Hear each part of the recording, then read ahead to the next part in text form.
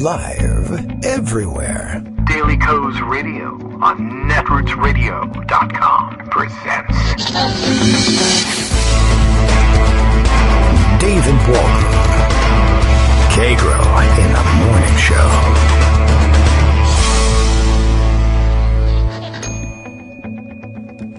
Now, here's David Waldman. Boo! Hey, good morning, everybody. It is Thursday, October 31st, 2019. Happy Halloween. That's it. Boo! That's my costume. I'm disguised as a guy who says boo, which, I'm disguised as a fan at Game 5 of the World Series. How about that? That could have been my costume. Game's over. Game 7 is over. The series is over. The Nats have won. I have nothing to say other than, how about them Mets? Because that's what I was taught to say when things happen in sports contests. So there it is. I saw it. I actually did watch it. That I'll watch. Game 7 of the World Series, I sort of. It was on in the background. And then when it got late in the innings, I came in and I watched. That's how dedicated a Nationals fan I really am. All my neighbors are excited. That's good news. Nothing exploded. No cars overturned and burning here in the suburbs, the exurbs, but I would never expect that to be the case. And, I don't know. All continues apace. It is Halloween. Happy Halloween. Daily Co's Radio is live now. Bill knows it's Halloween. He says, I've planned a show for today that can only be described as, and you are instructed here to wait for it, spooktacular. And then a bunch of maniacal laughter. Boo-ah-ha-ha. That's B-W-O-O. Boo. Boo-ha-ha. Boo-ha-ha. ... So there you go. You're left in suspense as to what we're going to be doing for the day. We'll be bringing the very scary Dr. Greg Frankenstein onto this show. Remember, Frankenstein is the name of the book, not the monster, or something like that. I forget exactly. It's the doctor. I know, and everyone loves to say that. All right. Anyway, we're on to today's show. It is very scary because the Constitution is a scary thing. Lots of more stuff happening today. Ricky tells us that up in her neck of Canuckistan, they say, "How about them Blue Jays?" That's true, right? You would be you used to be able to say, well, maybe you wouldn't say it, but how about them Expos? But then they moved to Washington, D.C. and became the Nats and then won the World Series. So that's another bit of exciting, barely trivia at this point anyway. Much discussed last night. I did enjoy, as far as the ball game went, I did enjoy the fact that the Nationals pitcher got to win it. Like it's funny, you think nerves and, the nerve-wracking situation of trying to close out a game like that, but that's probably a pitch he's thrown in the mirror for 20 years. As a kid, Game 7 of the World Series, bottom of the ninth, 2 outs, full count, that whole thing, and then delivering that 3-2 pitch, and then it was fouled away. But okay, that's the reality of baseball. And then the next one struck him out. It was as exciting for a kid who grew up wanting to be a pitcher, which I assume he did, because otherwise he's a very unhappy guy. I wanted to be a psychiatrist, but instead I'm a Major League Baseball pitcher. The tragedy of it all. And I'm sure that was extraordinarily exciting. I don't know whether it's still part of the fantasy to then scream out, "I'm going to Disney World," or anything like that. I think that's passé. But you never know what memes endure in sports. So there's the news about baseball. The news about impeachment is big as well. More testimony happening. I believe the hearings are opening up a little bit today, I think. I see Jesse Lee tweeting about the fact that today's open hearings... okay, it's the resolution that they're talking about. Okay, the open hearings haven't started yet. But by way of proof of concept, he's letting us know that the Republican complaints about how the subpoena power works for them in the open hearings that are planned under the resolution is exactly the way they've always worked. So there's literally nothing for them to complain about. They've worked for that way in all of the impeachment hearings. By the way, before I lose track of this worldwide trend in Twitter, I wanted everybody to know that K-pop star Wonho is leaving Monsta X. So I don't know. I think that might be code, and I might have just alerted the Russians to something I didn't want to tell them. But that's what Twitter wants us to know. In worldwide twins, we is what they needed for us to know. They had a big announcement yesterday. Twitter announcing that they were going to ban all political advertisements on Twitter. They gave a long soliloquy about how that we were putting democracy and the health of democracy ahead of their profits, if they are profitable. I don't know. I very rarely see political ads on Twitter, but a lot of people do report that they see quite a few. So it makes no difference to me, but sounds interesting. Not quite as interesting as Wanho leaving Monsta X. Although, I'm sorry I stole your thunder on that one, Greg. I know you were going to bring that up, but I just wanted to pull a little Halloween trick on you. Maybe. I have literally no reaction to that. I do not know what you're talking about. Well, yeah. So there's two things in your intro I want to mention. I guess we have to start with baseball. All right. Because there was, I don't know if you've seen it. You should have, because I sent it to you. Yes. But there was this wonderful screen capture this American Adam sent around about a live interview of a DC sports fan right after the series, after the Washington Nationals clinched, as you pointed out, yes. Little League style, 3-2 pitch and all of that. Yeah. And the interviewer lady turns to the fan. Yes. And I'm going to read it to you, sorta, because it'll have to be edited a bit. Oh. And the interviewer on Fox 5, the lady, turns to the Nationals fan, who appears to be wearing a Washington Caps T-shirt, and says, "You've been such a gracious fan tonight. Tell me what your thoughts are about this win." And the guy says, "I think it's just a huge for DC. DC needed this. We got some asshole in the effing White House." And then the camera cuts away, and the look on the interviewer's face is, "Oh my God, did that go out live?" Yes, it did. But that you'll enjoy that, interviewer. That's now an iconic moment. Oh yeah. That's good. So, and I like that. So I like baseball. So all of a sudden, Washington is my kind of town. That's all I can say. All right. Yeah, it was big news. I understand that fans. The last game was in Houston. Always a bit of a downer to have the game. The winners win away, but the DC fans were inside the stadium and hanging around the DC stadium, watching on Jumbotron. And I guess during one of the TV timeouts, a commercial break, they played a Trump 2020 ad, and there were boos just for the ad in the stadium. So that was really something. Right. So in case you were wondering whether they really booed him, oh yeah, they did. Yeah, I guess so. Now, they didn't even as show far up. as Twitter goes, Paul Farhi gives us some context. Actually, Ned Siegel tweeted, "Since we're getting questions, the decision was based on principle, not money." Okay. Oh, the Twitter. Just so you know, okay. Yeah, Ned Siegel, CFO of Twitter, says the decision was based on principle, not money. That's the drop of political ads. As a context, we've disclosed the political ad spent for the 2018 U.S. midterms was less than $3 million. There is no change to our Q4 guidance. I am proud to work at Twitter. Love where you work, yada, yada, yada. And Paul Farhi says, well, here's some context. Twitter's revenue for 2018 was just over $3 billion. That's a lot. So dropping less than $3 million worth of revenue in order to make a point is actually a smart move. That's what you call return on investment. Yeah, I guess so. I mean, I guess another way of putting it is, well, there was almost literally nothing at stake, so what the hell? Well, in other words, this represents less than 0.1% of Twitter's annual revenue. But why not? Because it's a shot across the bow at Facebook saying we do it better. Yes, there was a great opportunity to do it. There was no, compelling monetary reason to sweat it. So what the hell? Go ahead and do it, especially if you do have principles. And if you don't, if money brings you around to principle, I am okay with that. That is the way we work here. But so much the better. Even if the principle was stick it to Facebook, I'm good with that. Right. So in case you missed it because of baseball, and again, that famous Tom Lehrer story about going to San Francisco to do a show back in the 60s, and he wanted to do contemporary news routines, jokes, songs about news.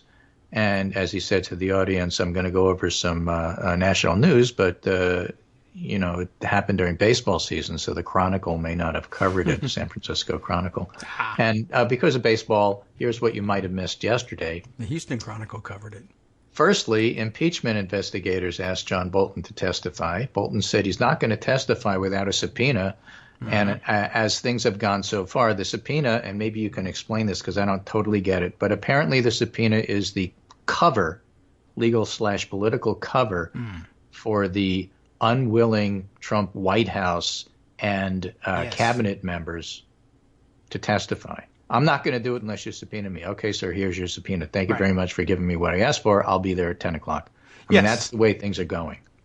Right. Or otherwise, the only other, what happens, they invite you to testify. You say, what should I do? Your boss, the president, or in some cases your former boss, says, I order you to not testify.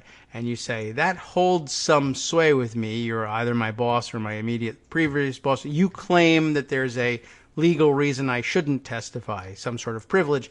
If Congress then weighs in with a legal compulsion like a subpoena, most of the lawyers of the people who are interested in testifying anyway tell them, this holds more weight than the president asserting that you shouldn't testify. Well, that's what we're waiting for in court, because Charles Kupperman, who is the former deputy national security advisor, used to work for Bolton, and actually briefly had Bolton's job after Bolton left. Wow. Yes. Okay. Has filed suit for a judge to tell him what to do exactly in those circumstances, because the White House is telling me one thing and Congress is telling me another. I don't know what to do. Apparently, that ruling is supposed to be this afternoon. Oh, well, what good timing for it. So that'll settle not only what Kupperman will do, but also probably what Bolton will do. They have the same lawyer, and they're probably taking the same strategy. Well, that's so they have the same lawyer. That is really interesting. The same lawyer, and because the lawyers are the ones who will tell you, the subpoena means more than what the president says. But on the one hand, he's telling one client, you got subpoenaed, you should go, and the other client, you should sue. Well, he might not be advising him to sue. It may be the client. Well, it may be the same firm and not the same lawyer. I can't find that citation, although I did see it briefly across my screen. But the point really is, Tim Morrison's going to be there today. He's going to be a hostile witness to the Democrats because he doesn't really want to rat out the White House. But he's going to, under oath, not perjure himself. And so that'll be interesting. And he is showing up. And then these other guys as well. So it's really kind of interesting because Bolton was invited, and he's scheduled to be deposed on November 7th. Yeah. Okay. And one of the key figures in this whole mess here is National Security Attorneys John Eisenberg and Michael Ellis. And they're supposed to appear on November 4th. And it's not clear. That's before Bolton, and it's not clear if they're going to show up. And the reason that's so important is John Eisenberg, that guy's in trouble. Post noted yesterday, was the national security attorney who, after Lieutenant Colonel Vindman said, this call is really bad. Yes. And I'm worried, and I better go to you, the attorney, to tell me what to do here because I think this is like really bad. John Eisenberg, that attorney for the NSC, said, okay, why don't we pull the transcript and put it on the secret server? Yeah. Everybody hide. That was everybody hide. So that's weird, and that has to be explained. Super legal. And so he's in the crosshairs there, and he's supposed to go before Bolton. Oh. Okay. And yes, Bolton's attorney, Charles Cooper, also represents Charles Kupperman, who served as Bolton's deputy. Kupperman last week asked the judge to decide whether he must comply. That'll be today. Kupperman's case is viewed as a proxy for whether Bolton will end up cooperating. And this is all from Politico. And Ellis, the other attorney, is a former aide to California Representative Devin Nunes. Now, Devin Nunes' former aides are all over this. Yeah. Oh my because gosh, there's another one of his former aides whose name escapes me, who actually doesn't know anything about the Ukraine situation at all. And he posed as a Ukraine expert to push Vindman aside because Trump's aides were afraid of having Vindman brief Trump because he'd be confused since this other Devin Nunes aide has been telling him all sorts of crap. Yeah. I got that one. and I know who that is. And as a matter of fact, I got it covered, and I'm setting it up for tomorrow. So in fact, I'll let you in on behind the scenes production secrets. I've already taped that segment, so I don't know what to do. Like now, we should be discussing it, but. Well, we'll talk about it tomorrow. But I just want to point out that a lot of these shady characters are all coming together. And in fact, as David Jolly pointed out on MSNBC yesterday, I think it was Nicole Wallace's show, he had been critical of Nancy Pelosi. But actually, when you step back and look at what the Democrats have done with the behind closed doors testimony and what's been revealed and what hasn't, he said it's actually been masterful. They've actually done an incredible job piecing the entire picture together here in a very methodical fashion, going from one person to the other person to the other person, putting together a completely coherent story about what happened. And that's important because the Rules Committee met yesterday, and today will be the vote to formalize the process, which is not the same thing as formalizing impeachment. That's already happening, and the House doesn't need to do that. Right. But the Republicans are complaining they don't have due process. They don't like the process. Here's the process they were asking for. Of course, they hate that too. Yes. But that's okay because just in time, Trump told them forget about process, go on substance. Well, that's because they don't have any process complaints anymore. All they can claim is, 3 years ago, I was thirsty and you didn't give me a glass of water. And so what are we going to do today? And everybody's looking, it's 3 years ago. What do you care? Yeah. I mean, this is your process complaints, such as they are, phony as they are, and ridiculous as they are so bad that you actually had to stage a mock rush of the skiff so that you could try and get arrested on TV, and that didn't work. That's how bad your process things are. But even if it were, even as bad as it was, that's last week's news. True. This week's news is we're talking about public testimony. What are you going to do about that public testimony? What do you have to say about that public testimony? And of course, they're flummoxed because they really don't have anything to say about that. Okay. Yeah. So that public testimony is actually going to reveal that all of Devin Nunes's former aides who were in here trying to do weird stuff are just as dumb and just as incompetent and just as bad as California Representative Devin Nunes is. Yes. That'll be interesting. Bad. Yeah, this is going to be an incredible couple of days and couple of weeks as we begin to get this testimony. I am fascinated by first of all, by the confusion I now am experiencing between Kupperman and maybe Cooper was his lawyer, and K and C. Cooper with a C and K with a K. This is I think radio. they're both Charles. I can't tell. Look, I mean, if you're a lawyer Charles, in Washington, your name is Charles or Chuck, and that's just the way it is. Yeah. Well, it's a very interesting strategy to have two clients and one sues and the other one just goes. But I guess you get a twofer, right? Yeah. And but this Kupperman, is he still employed in the administration? Yeah, I think he is. I guess that's part of which is one of the reasons why he's having trouble deciding what to do, whereas Bolton is not. Right. So that's in a different situation. He needs the lawsuit. And Morrison, who's testifying today, quit. Morrison. I didn't even know this one. Tim Morrison. Okay. So there's a number of moving parts all coming together, and if you need a scorecard to know who the players are, remember, we know this story. These are just corroborating utility folks, utility players in the baseball analogy here. Utility players fill in when you need them, but they're not necessarily the starting lineup. And in this particular case, the starting lineup is going to include Bolton, and it's already included Vindman and Ambassador Taylor, and of course Ambassador Sondland, who probably perjured himself, and that needs to be clarified. So we already know what's going on. The White House had a separate, off the books, foreign policy arm that was run by Rudy Giuliani and a bunch of thugs from the Ukraine gas business. Yes. And by the way, Rudy Giuliani was also enriching himself from that same business at the same time. And all of these guys are represented by lawyers who also represent the Russian mob. Mm-hmm. And that separate foreign policy shop, what they call the drug deal, which apparently is State Department lingo for side deals that don't have anything to do with the main objectives here. Okay, or a drug deal. But what Bolton called the drug deal, the Rudy Giuliani arm of the White House, unofficially doing things back channel, tried to pressure Ukraine into interfering with the 2020 election.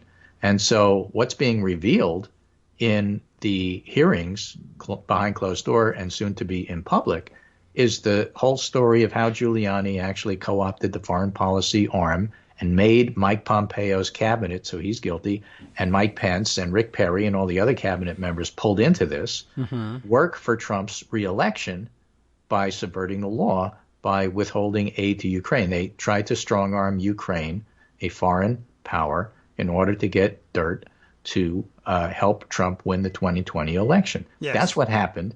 And so all these players whose names you may not know who come in and out of the picture are simply verifying, yeah, this is the part of it that I saw, that's the part of it that I saw, but there's a coherent picture. Well, how did that fit into what happened here? Well, that's the part I saw. Well, what about the fact that Sondland said he didn't? Well, actually, I was there and he did. So that's what they're doing, putting the whole thing together. And then when it's all done, then we get to see it in public. So that's what's happening. All right, and it's amazing. And that's why David Jolly said they're actually doing a good job. We know what happened, right. and Praise we from know him. that this is moving to impeachment. It's just as a reminder to everybody, for a little bit of context for the poor Ukrainians, they're being pressured to do this, and they're desperately trying to avoid it because they know exactly what it means. They don't care about impeachment or what happens to Donald Trump. They're just worried about their own problems. But on top of this, not only are they being pulled into something that they want nothing to do with, it is happening while they're being invaded by Russia. And they're at war with Russia, and they can't believe that the United States is making it worse. Right. We're trying to westernize. We want to be in NATO. Russia is invading us, and all their worst nightmares.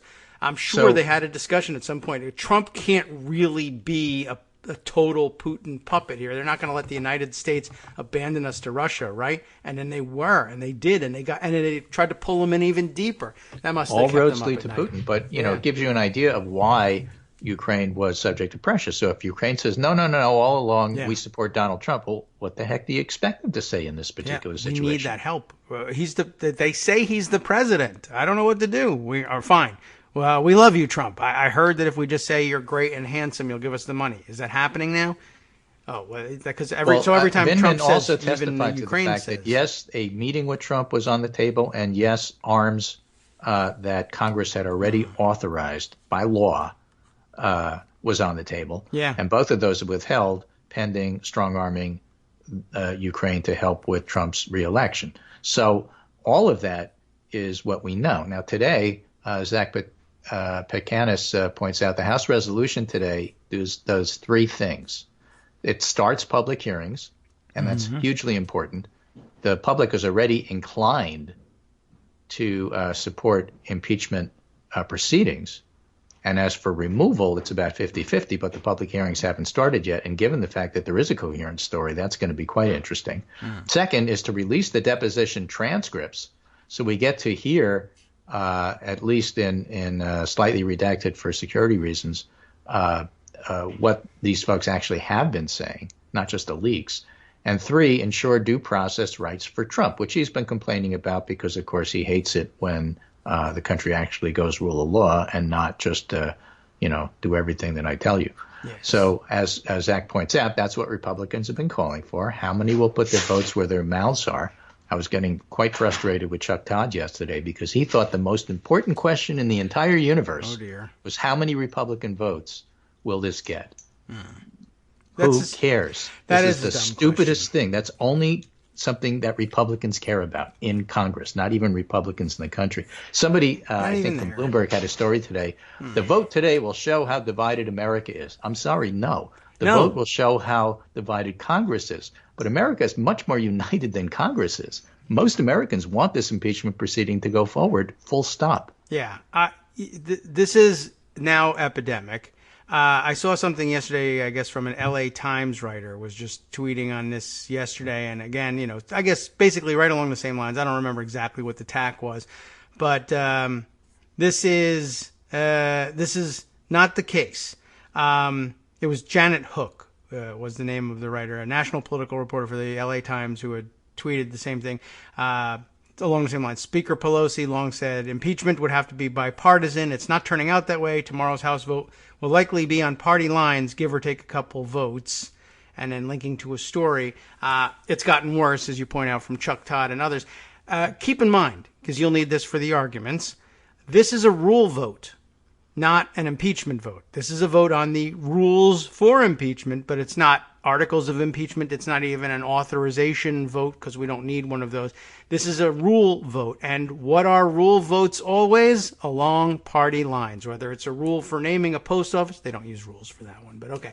Whether it's a rule for anything, they're always along party lines. They're as much taking attendance by party as voted on by substance. And for Chuck Todd and the LA Times writers and whoever else to miss that and not to know how it goes down every single time on a rules vote is absurd. And give me your job and your paycheck immediately. I demand it. Well, this is part of, I really don't understand the whole big picture. It's too big for me.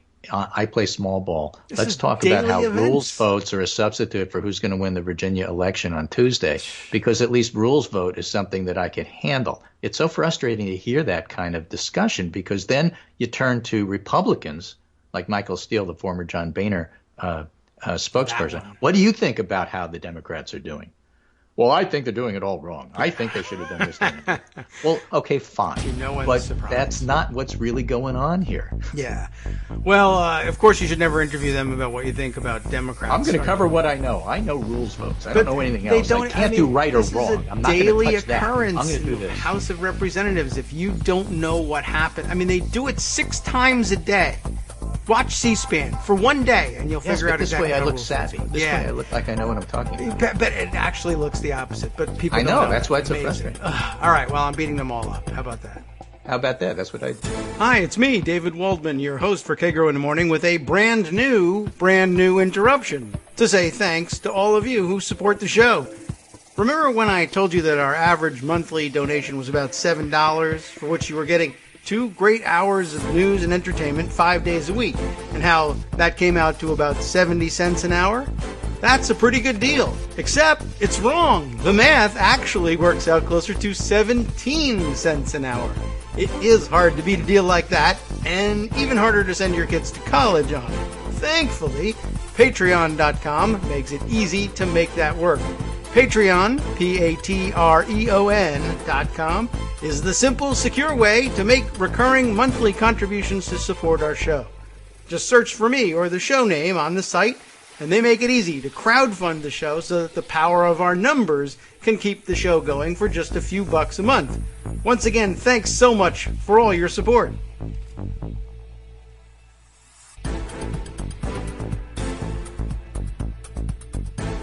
Welcome back to the Kagro in the Morning Show here on Netroots Radio. I welcome Abby as well. It's a little early for the neighbor. You must have a package being delivered or leaves being collected or something like that. Or she just wants a subpoena. I'm not certain which. She was getting frustrated with the show, too. Yeah, well, she was angry about Chuck Todd and supposedly political commentators and reporters not understanding the daily workings of the House of Representatives. I can understand that. Yeah, I mean, it's their job. They're supposed to. See, the thing is, what I find so frustrating, the other part of the show that I found so frustrating, is Chuck Todd explaining to the audience how, when the Republicans start making smoke and mirrors arguments against impeachment, it'll just muddy the waters. Yeah. Your job is to provide context and clear up the smoke and mirrors.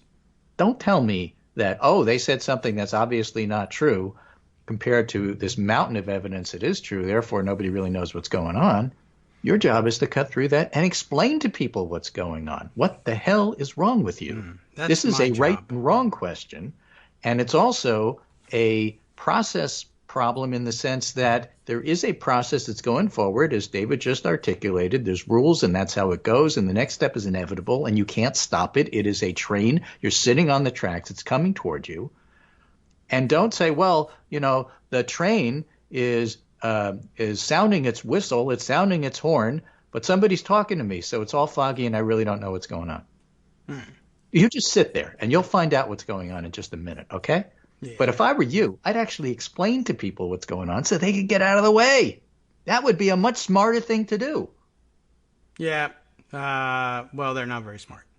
You get that impression. It's just incredibly frustrating. They have this platform, and it's especially frustrating because it follows the 4 o'clock hour with, at least on the East Coast, with Nicole Wallace, who clearly explains all this stuff. David Jolly explaining how Congress works and why this is such a good deal and how it's actually working the way it's supposed to. And then, obviously, you didn't listen to the show. Todd comes on and says, well, it's all very confusing, and I don't know that people get it. Sure, people get it. They understand. That's why most of the country, more than 50%, wants this guy impeached. Yep. All right. I'm glad that people are they are getting. And I saw that this morning's abbreviated pundit roundup that I guess Meteor Blades does on Thursdays. Tim. It was Thursday. Yeah. So I noticed. I guess part of the title being impeachment becomes a household word. Yes, exactly. My aim in 2005, as a matter of fact. So a little bit satisfaction delayed. Well, filibusters and other things. There's a lot of stuff that you talked about that actually comes true. It's just like it's a decade later. Yeah, that's the problem. Well, that's okay. So listen, this is England now, and the reason I'm doing this, you'll see, I missed that entirely. We're England. What's happening in England is that it is October 31st. They're even before us. True. And we're Britain there hasn't now. left the European Union. That means that Boris Johnson has failed. Yes, and Katie, what's her name, is going to drink tea naked, allegedly. Well, something like that. Yeah. But there'll be an election, and of course Corbyn's doing very poorly in the polls in regard to this election. All right. Because Labour can't really decide what they want to do.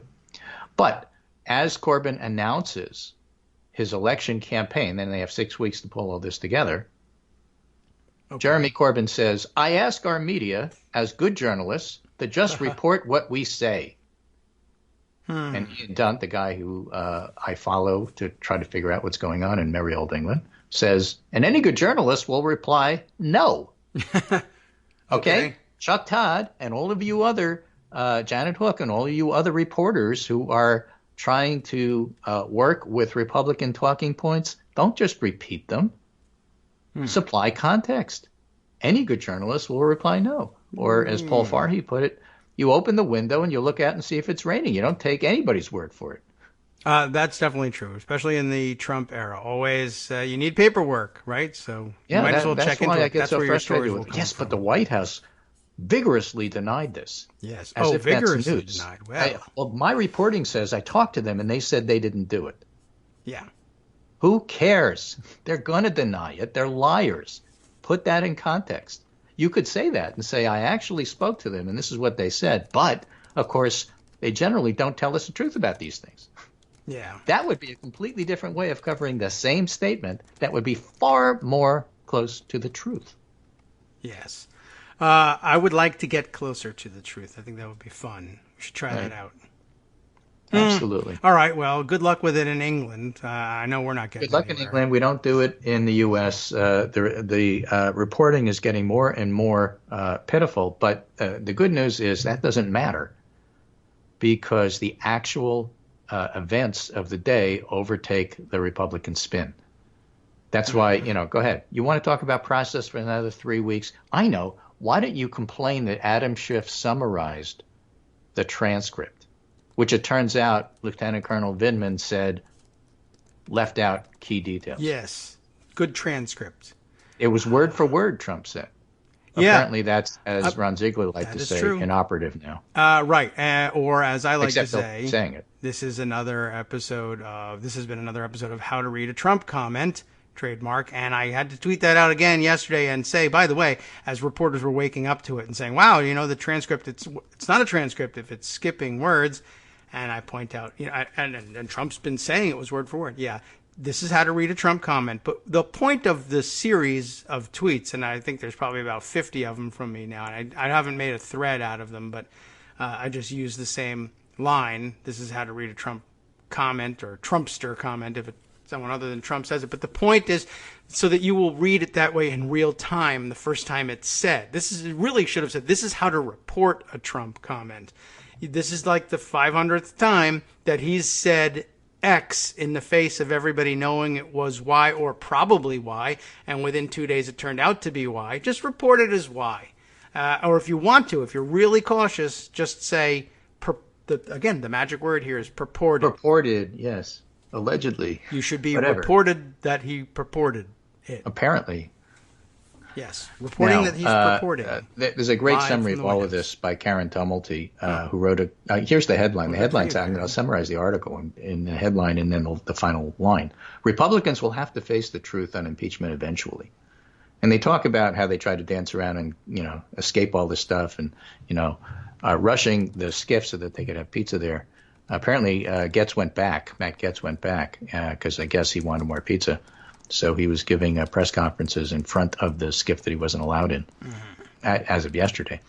But Karen Tumulty sums up with her last line, the truth, eventually, that is what Republicans will have to face. And so it's all smoke and mirrors, and you might as well be dismissive of it. But if you feel like you have to report it, report also that the impeachment process, including voting on the rules today, is going to continue to happen. Okay. Right. It'd be interesting to see what that court case is today. Now, back on the domestic front, in terms of the primaries, perhaps some of the more interesting news is that Kamala Harris is cutting her campaign staff and spending and going to throw it all into Iowa, which I thought she said she had already done. And it's a sign that her campaign, and according to the polls this is true, is really not doing well. And that's too bad because she's a terrific voice. But campaigns can't go on forever, and natural sorting is happening. And this is not because the DNC decided that or deemed that it was not a viable campaign and they're going to get rid of her. That's not what's happening. And, she'll make the next debate. Certainly her polls are good enough for that. But not having money is a big liability. Tulsi Gabbard in the latest poll had enough support from contrarian Republicans to make the debate, so she'll be there. But as Jonathan Bernstein summed up in a recent article on Bloomberg, don't worry about Tulsi Gabbard running as a third party. Third party people do not get votes. What they do is they obtain votes from people unhappy with the regular people running. Yes. In other words, you're not going to vote for Tulsi Gabbard or Andrew Yang as a third party, both of whom purportedly have ruled us out, but we'll see what happens, because both really have. But if you run as a third party with that kind of candidate, even though they have a lot of enthusiasm right now, if you have somebody who the Democrats are okay with and the Republicans are okay with, that third party is not going to get a whole lot of votes. It's when you hate everybody. Yeah, that third parties start doing really well. It's it's a worry when things are close or someone is in position to purport to have won the presidency with 2000 minus was close, 3 million and votes. 2016 was close, but that's not typically how it happens. It's not like it can't happen. But generally speaking, third-party candidates do well when you're unhappy with the people running. And the enthusiasm for voting is so high. It's all-time high now, higher than it was in front of the general election in 2016. It's hard to believe that third-party candidates are really going to do all that well. The typical thing that happens is third-party candidates poll okay, and then their numbers drop when actual election time comes. Yes. And so his point is, don't worry about it. Just go ahead about your business, selecting the candidate you feel like you want to support. Yep. Okay. Don't make it Tulsi, though. Well, I wouldn't, but, whatever. If people want to vote for her or Yang and keep them in the debates, even though they really have no function, that's fine. That's the will of the people. That's how democracy works. Yes. When is she going to go windsurfing and lose? I don't know. She's actually a surfer, so I was thinking that we could see that earlier, but no. Instead, it has to be John Kerry. How's the surfing outside of Moscow? Cold and river you should try surfing. it. It's a challenge. Yeah, sure. I mean, she's always up for something. I'm not saying she's a Russian asset or anything like that. I didn't say that. People want to surf all over the world. She likes surfing. She should try it there. Right. Absolutely. Do they not have water? What?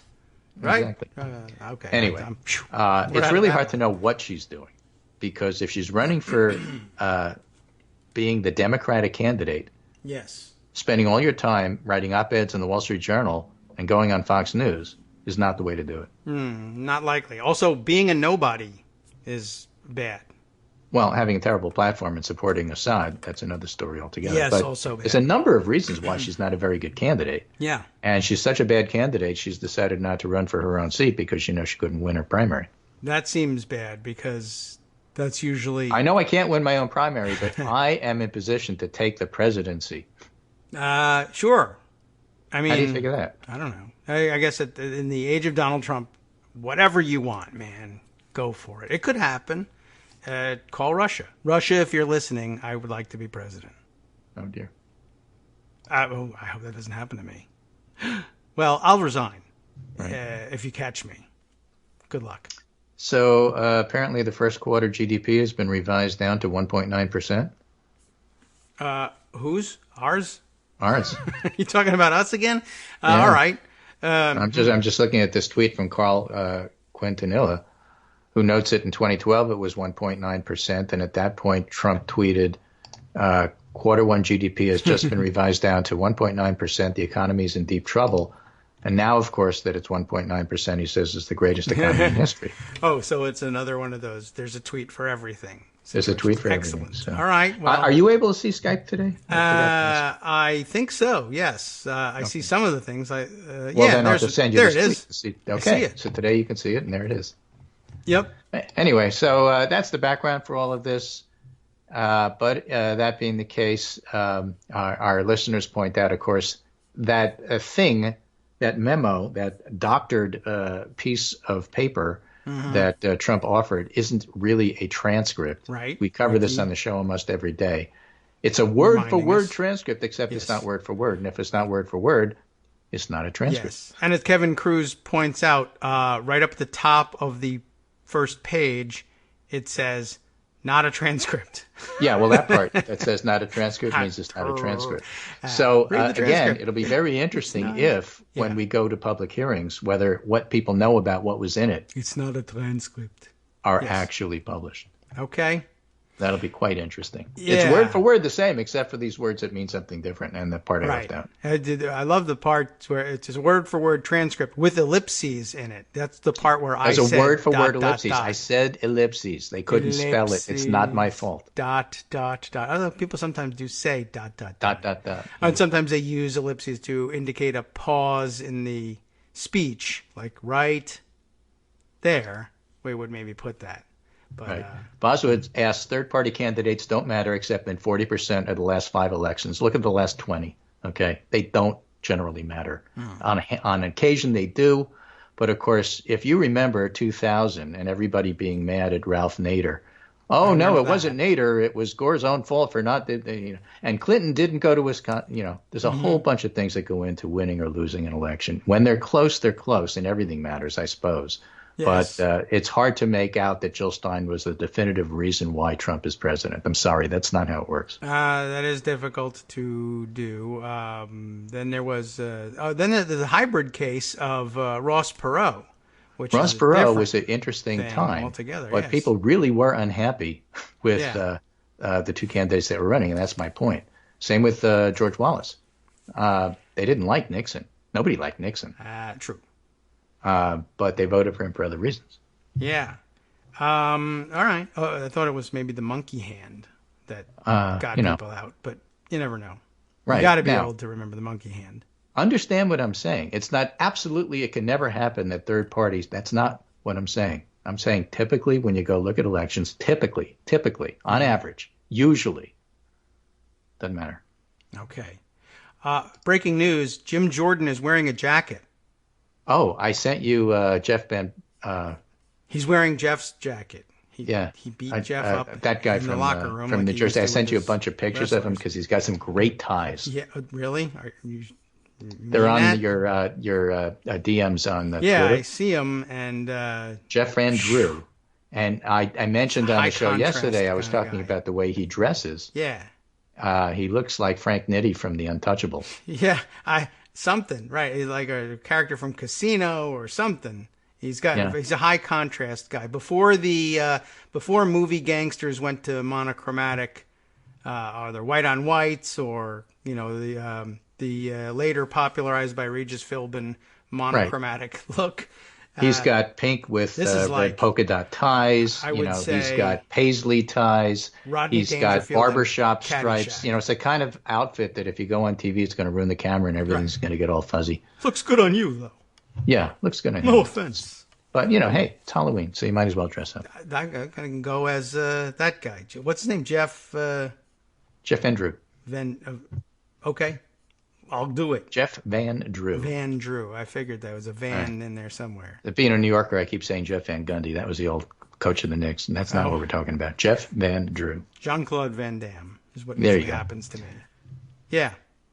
Anyway, Okay. So more of the frustrating coverage of this. What's the most important thing about the impeachment trial?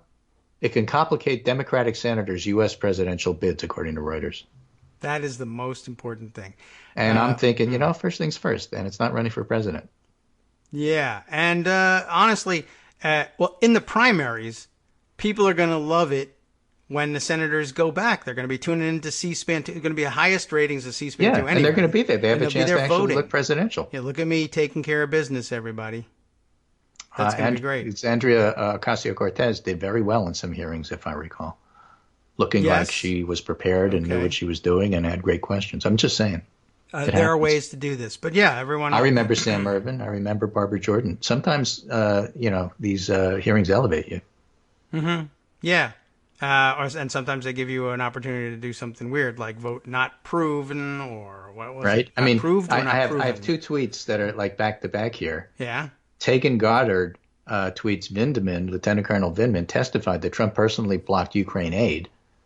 Yeah. And impeachment trial could complicate Democratic senators' U.S. presidential bids. So you're looking to see the news and what happened yesterday and what kind of conclusions are you coming to? This is why things like Chuck Todd get me so nuts. Yeah. The important thing is that Vindman testified Trump personally blocked Ukraine aid. The fact that the impeachment trial might be a minor impediment to, let's say, Elizabeth Warren's presidential run is immaterial. Right. I shot the sheriff. Well, this will complicate things for Democratic senators. He shot the sheriff. Well, true, he didn't shoot the deputy. This part, he purportedly didn't shoot the deputy. I don't know if I believe him about that, by the way. We should go back and have hearings. I don't know. I mean, they got these awful confessions. The White House attorney who says, oh, you say Trump did something illegal? Let's quick, everybody hide and cover it up. Who's stopping the Ukraine aid? Well, surely we can pin it on some underling no one ever heard of. No, Trump did it himself. Well, probably the big story here is that Democrats running for president are going to have to come back to vote on the oh my gosh, they're going to have to leave the campaign trail and go to the singular focus of all politics in the United States of America and indeed the entire world that's televised. Oh no, what will they choose to do? I think they'll probably go right to the cameras. It's going to be great. It's not even good conjecture. It's dumb. They know that stuff's on TV, right? Right, I think. All right, well, people are going crazy looking for things to do, and I guess they just, I don't know, they go to their lizard brain on these things.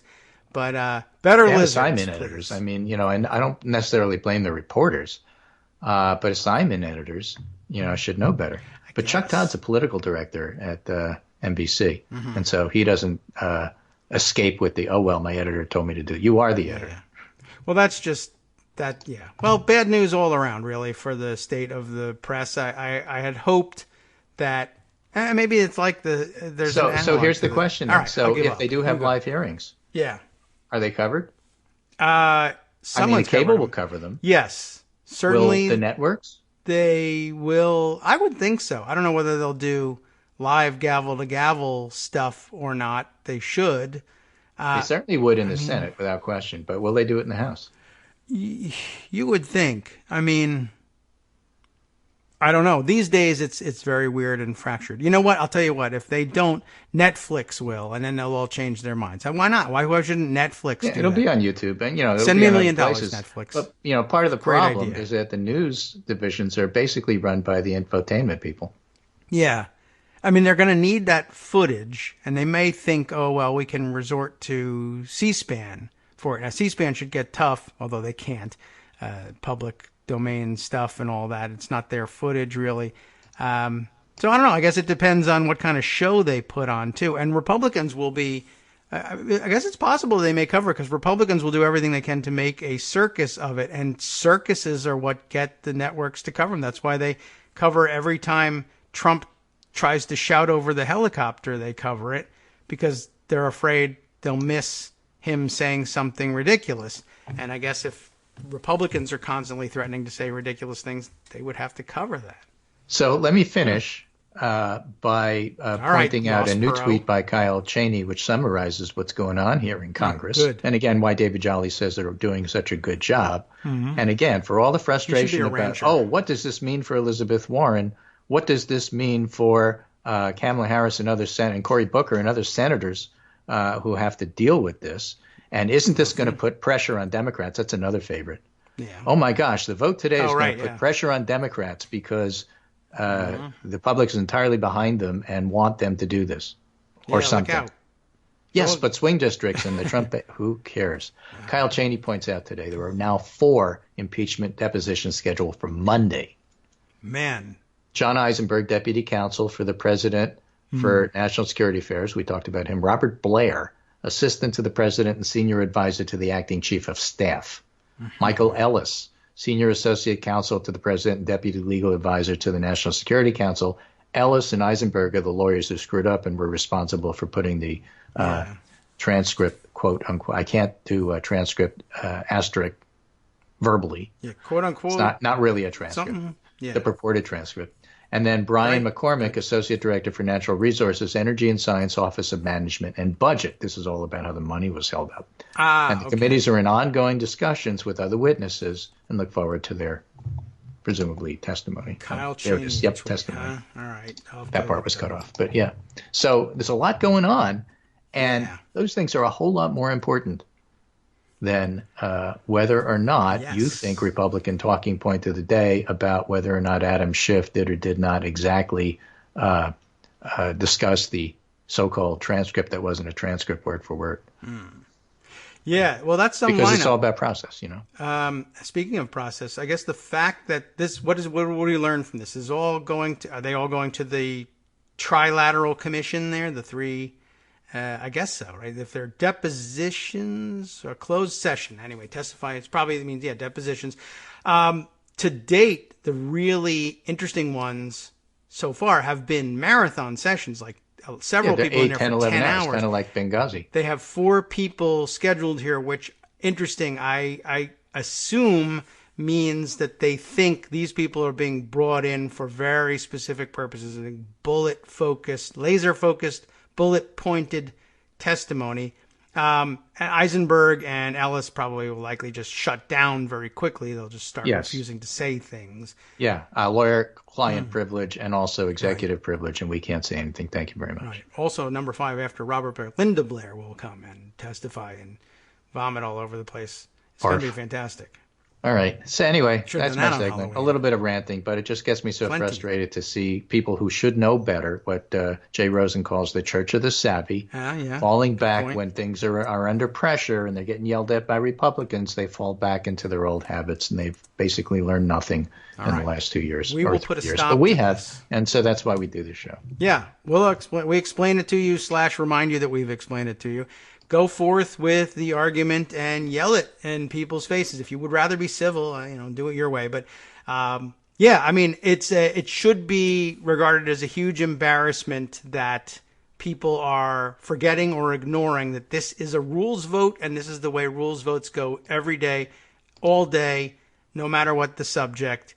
The fact that this is a high-profile one changes nothing. In terms of I think I may even tweet that. So take care, and I will talk to you on Monday. All right. Very good. Yes, we will. Now what? Right? You just told the truth, and that's it.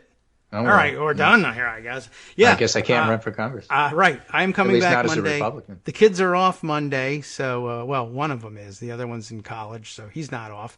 And, here in Virginia, then we're into the election on Tuesday. and then back to normal. Monday and Tuesday, Yeah, the kids are off. Monday I'm here. we'll talk about the Tuesday election in Virginia, because that's big. Yes. Okay, and then Tuesday after that show, I will go vote. And then Wednesday, I'll talk about how your vote counted. You can use the KITM hashtag all day Tuesday's show to tell me how to vote, and I will just do that. And whether you're in Northern Virginia or Virginia Beach or Hampton Road, doesn't Virginia. Matter. Go out and vote and do what you need to do. Yes. Okay, I will. Now what? Now I'll do the other half of the show, which I have to do. Yeah, that's it. Okay, thanks, Greg. See you around. Appreciate it. Say hi to Abby, and maybe you'll hear this on the radio instead.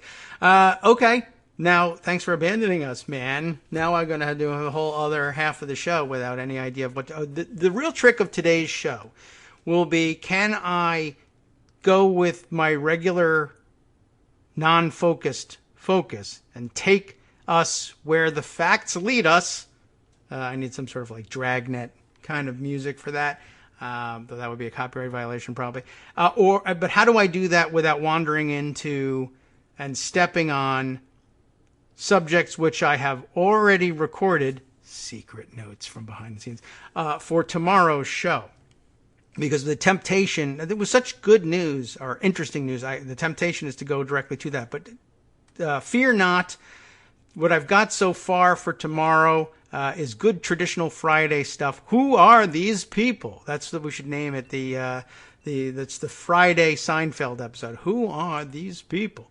Explaining to you the emerging names, some of whom have already been brought to your attention on the show. Kash Patel.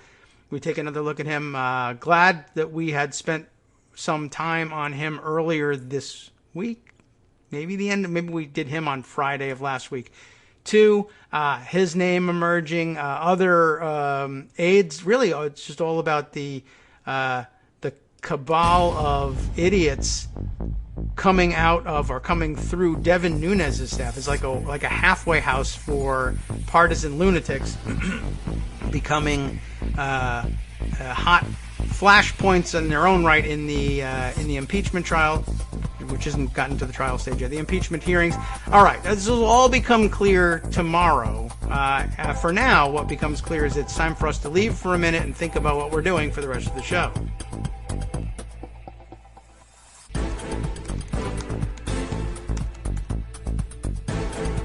Welcome back now to the Kagro in the Morning Show here on Netroots Radio. I'm distracted here. I'm starting to think I was answering, as I said to Greg, and answering Ricky here. The people insisting it's not a transcript is making me think of the line from Kindergarten Cop. Does everybody remember that one? It's not where Arnold Schwarzenegger delivered that one. It's not a tumor. And so I think we ought to use that for it's not a transcript. And, do you think people would make the connection? Sometimes these are pretty popular television movie things. I think most people probably remember this. Anyway, oh, look at this. I see, who is this? People are using their Halloween names, and so I'm losing track of who's who here. Nick Jack-O-Lantern Pappas, who I don't know and don't follow, but who tweets under the permanent handle of Pappiness, Pappiness, saying, who is he? He's a writer, comedian, and director. That's what it says here in his Twitter profile. I believe it. He's got 90,000 followers, and a blue check mark, so it must be true. Interesting. So he is helping people out, or helping in particular the president out here, with the not a transcript readout here. Where does it say not a transcript on it, by the way? I thought Kevin Krause was saying it says it right on there, but I'm looking at this readout, and I don't know that it says it anywhere. I'm looking for it. Don't see it. But anyway, he wrote it in Sharpie across the... Here, I'll help you out. Write it in Sharpie to help you understand. Not a transcript. And it should be fairly obvious that it's not a transcript. But yeah, maybe it doesn't say it on the page. Although maybe there are probably several different copies of it floating around. Anyway, that's a way to ruin his joke. So there you go, Mr. writer, comedian. I'll show you that you're not funny by ruining your own joke for you, where you have no chance to intervene and defend yourself. All right, had to resend yesterday's tweet about Janet Hook's tweet that this is not an impeachment vote, but also added the explainer there at the end, and this is the way to encapsulate it if you have the opportunity or are forced to discuss this with other people today, tomorrow, the weekend, forever after. Just explaining, as we did here earlier, this is becoming an epidemic problem. If you see a reporter, not the transcript thing, you should also yell at them for calling it a transcript. Or if they say, like we do every once in a while, the Ukraine, you can correct them on that. But that's sort of more along the lines of, you said clip rather than magazine. But yeah, you can look super savvy by telling people, particularly people who are supposed to be congressional reporters, listen, this is bad news that you don't understand this to be a rules vote and don't know how rules votes really go. I don't know. I'm not certain why people think it's savvy to pretend that they don't know that all of a sudden, but it is. I think it is just sort of instinctive and ingrained, and I guess it's always been the case that congressional reporters, short timers anyway, I guess network and big paper congressional reporters move to the assignment usually from somewhere else and then move on fairly quickly. If they do a good job, good enough for the newspapers, they get promoted to the White House, and they've always got their eye on that and they're gunning for it.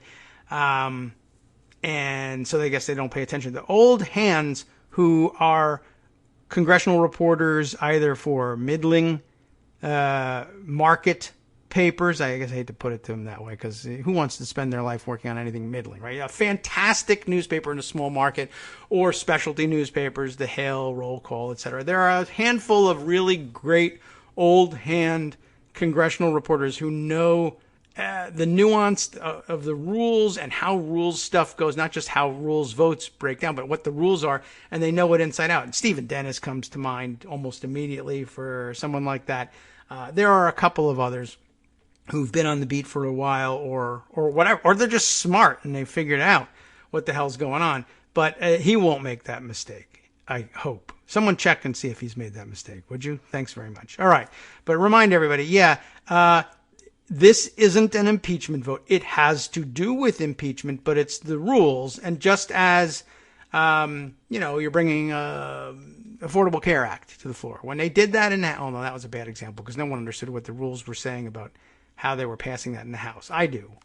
You do from listening to me explain it, but most people don't. But whatever it is.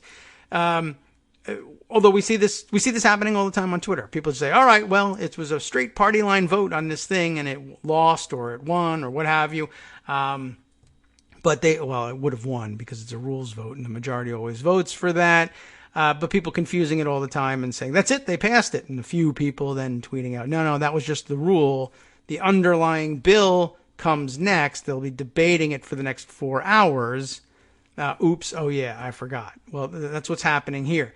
Nothing about this resolution impeaches anybody. There aren't any articles of impeachment. There isn't even any conclusion about whether or not impeachment is warranted in this vote. It is simply the rules for the vote. And so for one thing, you don't have to worry about it too much. For another thing, the fact that it is entirely partisan tells us next to nothing. And it might not even be entirely partisan.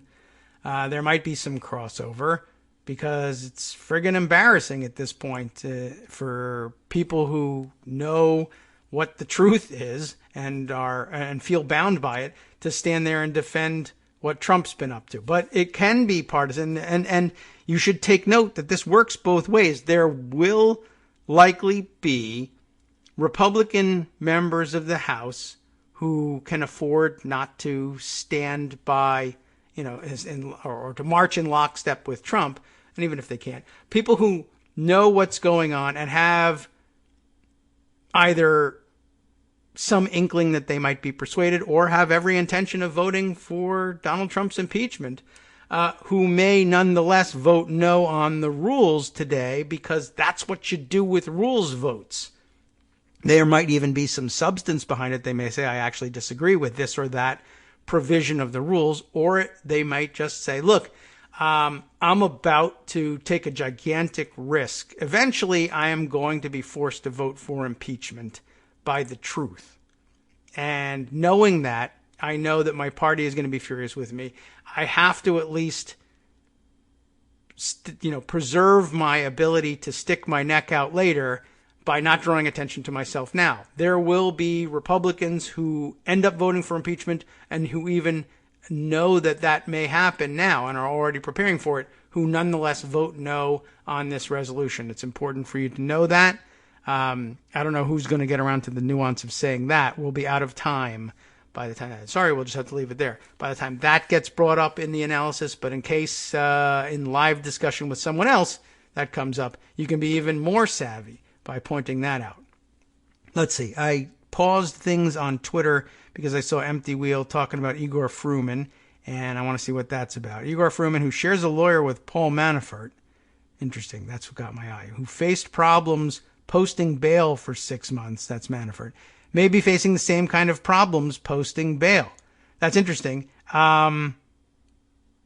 This is, I should take a look at this, but before she may explain this before I get into it, but in case she doesn't, here's my immediate unfounded conjecture. The reason Paul Manafort and Igor Fruman both, A, have the same lawyer, and B, will both have problems posting bail is that in all likelihood, when all is said and done and all the pretense is stripped away, both of their lawyers are paid for and their bail paid for by, very likely, Dmitry Firtash or who's the other oligarch that they were with? Deripaska. The same source of money told them to hire the same lawyer and will post bail for them or make available money for them, which will be used to post bail. They'll claim that it's their own, but money being fungible, if it originated with those oligarchs, it stays their money. You know how that goes. Let's see. This is not the first of a thread. It is a second of a mini thread here. Let's see. Empty Wheel first tweeting, area grifter arrested as he was preparing to flee the country. Fruman argues he's not a flight risk, shouldn't have to wear a GPS ankle bracelet. They should all wear it. The president should be wearing it. If you believe the president is Donald Trump, he should be wearing it. The purported president, once again, falling victim to not following my own instructions. So let's see. Who is the lawyer here? She cuts off the bottom of it here. But the lawyer writes to Judge Oetken, Oetken, as counsel for Mr. Fruman, right to request a bail modification hearing, tentatively scheduled for Friday. It's tomorrow at 11:15 a.m. We have a recorded show. Nonetheless, we would be off the air anyway. At the hearing, I anticipate asking Your Honor to remove the condition that Mr. Fruman be subject to home detention with electronic GPS monitoring. Why? Based upon information learned after we agreed to this condition, such a condition is no longer the, quote, least restrictive condition or combination of conditions that will reasonably assure the appearance of Mr. Fruman at trial. What do you think it is? I respectfully request permission to describe the reasons for this request more fully on the record at the bail modification hearing, but Mr. Fruman is simply not a flight risk necessitating home detention and GPS monitoring. I agree. He is a flight risk necessitating incarceration, continued detention. But, okay, but as Empty Will points out, you were arrested at the airport with a one-way ticket. That's bad. That won't help in the hearing. The other onerous conditions imposed upon Mr. Fruman, including a $1 million bond co-signed by 3 financially responsible persons and secured by property that has over $1 million in equity, very good, as well as the other conditions concerning supervision and travel restrictions, provide more than enough assurance that Mr. Fruman will appear as directed. I disagree. When the court considers the factors described in Title 18 U.S. Code, the relevant section for setting bail and bond conditions, we submit the court will conclude that home detention and electronic monitoring are not necessary conditions. Okay. Well, I mean, it's an argument. He's making an argument for another movie reference. He's one of the biggest flight risks going, and I can't imagine why they wouldn't. I mean, it's nice, $1 million bond co-signed by 3 financially responsible persons, but I don't know. He's had access to an awful lot of cash at a moment's notice. He could always turn to his brother Abe Fruman, Sausage King of Odessa, and get more money. By the way, Fruman does have an actual brother whose name isn't Abe. That was the joke, but who was also was he arrested or subpoenaed? I put that away in Pocket the other day. Let's see. Well, first of all, I should mark this one so I can share it with Scott, who can share it with all of you later on in the week. Then I can follow up on the rest of what Empty Wheel was saying. Then I'll check on Fruman's brother. Right. Then, so she followed up by saying Igor Fruman, who shares a lawyer with Paul Manafort, problems for both of them posting bail. Let's see. So there's more here. In addition, as mentioned above, this must also be from the letter. Mr. Fruman's bond requires 3 co-signers, including his son and brother. Oh, there's the brother. Maybe his son's name, Abe.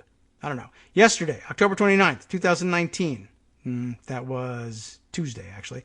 Mr. Fruman's brother and his brother's wife attempted to sign the bond. Problems? No Sharpies? What happened? As is the typical practice at the United States Attorney's Office for the Southern District of New York, SDNY representatives interviewed Mr. Fruman's brother and his wife before approving them as co-signers. During the interview, the SDNY representative requested additional financial information from Mr. Fruman's brother. Okay. I mean, I don't know what she was going for on that, with that selection. Any further word from her? And not connected to this thread. But let's see. Now she's moved on to other topics. Although, she now says that a reminder from Wall Street Journal that the actions of accused conspirators Fruman and Parnas are not part of the same activities being investigated in the impeachment inquiry. That's true too. With a tweet of Rebecca Ballhaus, who says, why Lev Parnas gave his company the somewhat questionable name of Fraud Guarantee. Good explanation for this. It was in part to clean up his Google search results, ensuring that the word fraud and his own name would be paired in a positive light. That is bizarre because it's not going to work. But okay. So, for the record, there it is. All right, so that's what Empty Wheel has got an eye on. It is very interesting to follow along with that. Let me see what I had in Pocket about the Fruman brothers.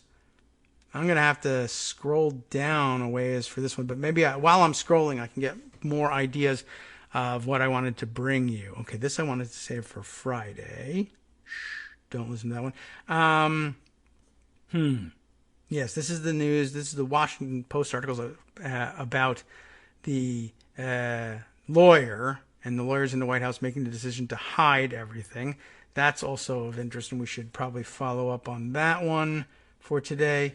Dang, where is this thing about his brother? It's around here somewhere, I believe. Although, I know, a better, faster way of finding this thing would be for me to search my jokey tweet about it. Abe Fruman. And let's see, there we are. From Talking Points Memo. I hope it's not one of the paywalled Talking Points memos. Nope, it isn't. Okay. This from October 25th. So that's last week. Josh Kovensky. So you can see how it's been buried in Pocket by a tidal wave of information. I'll never get there. Feds subpoena Fruman's brother as investigation into Giuliani associates heats up. Very interesting.